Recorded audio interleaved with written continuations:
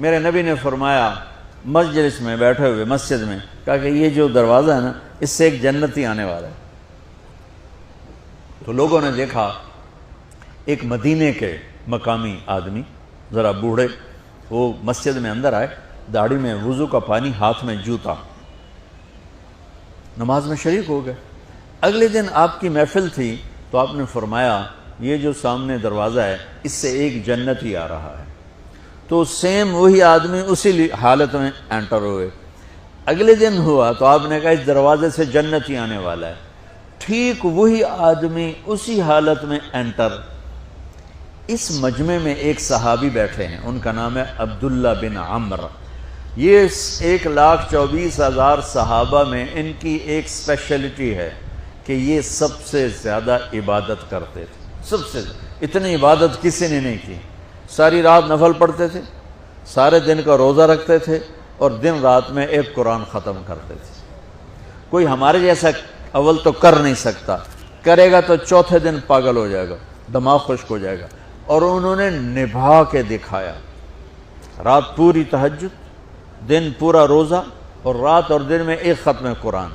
اب ان کو خیال آیا کہ یہ بابا جی مجھ سے بھی زیادہ عبادت کرتے ہیں، جو ان کو یوں ڈائریکٹ جنت کی بشارت ملی اور مجھے نہیں ملی،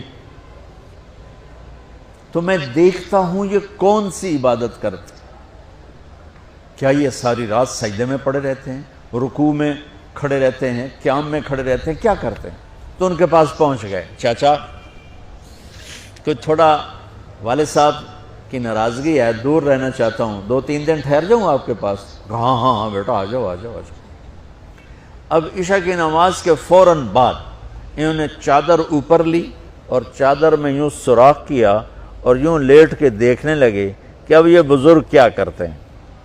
بزرگ تشریف لائے، سرانے پہ سر رکھا، اللہم بسمک اموت و احیا، سونے کی دعا پڑھی، اور تھوڑی دیر بعد خراٹے تھے۔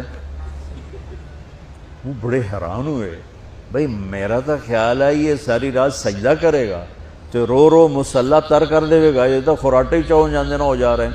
اب وہ دیکھ رہے ہیں ابھی اٹھے گا ابھی اٹھے گا ابھی اٹھے گا، پھر انہوں نے کپڑا اتار دیا، ابھی سویا ہوا ہے۔ وہ فجر کی اذان پہ اٹھے اور ان کا دماغ چکر کھا گیا، بھئی اے کی بڑی تہجد دے 2 نفل بھی نہیں تو جنت دی بشارت 3 دن کٹھی۔ انہوں نے کہا کل دیکھوں گا، کل شاید کچھ اور کریں گے۔ اگلے دن آئے، پھر اسی طرح یوں کر کے لیٹ گئے، اور بزرگوں نے بھی یوں کیا، اور بسمک اموت و احیا، اور پورا کمرہ خراٹے نال۔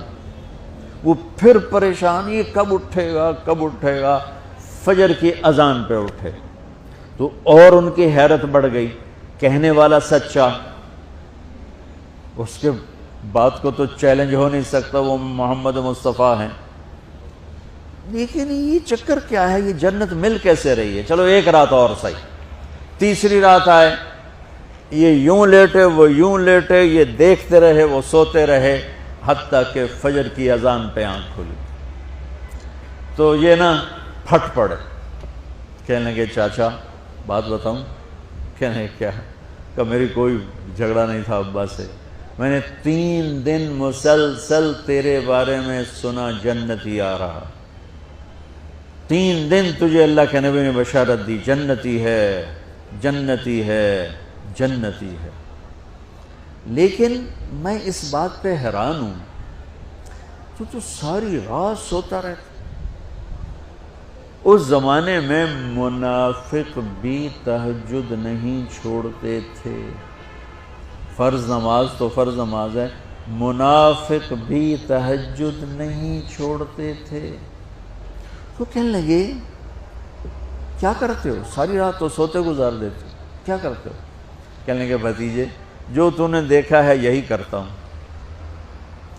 اب یہ پریشان ہے کہ اللہ کے نبی کی بات کو تو چیلنج ہو نہیں سکتا، اور جس کو بشارت دی ہے انہوں تے فٹ نظر نہیں آ رہی کہ کیسے تو نفل آج کہ نیک لوگ تہجد نہیں چھوڑتے۔ تو کہنے لگے اچھا چلو اللہ نے ایسا ہی، اللہ کی مرضی اللہ کے نبی کی مرضی۔ یہ 4 قدم چلے تو آپ سننا، کہا بھتیجے ادھر آؤ، کہا بیٹا ادھر آؤ، آ گئے۔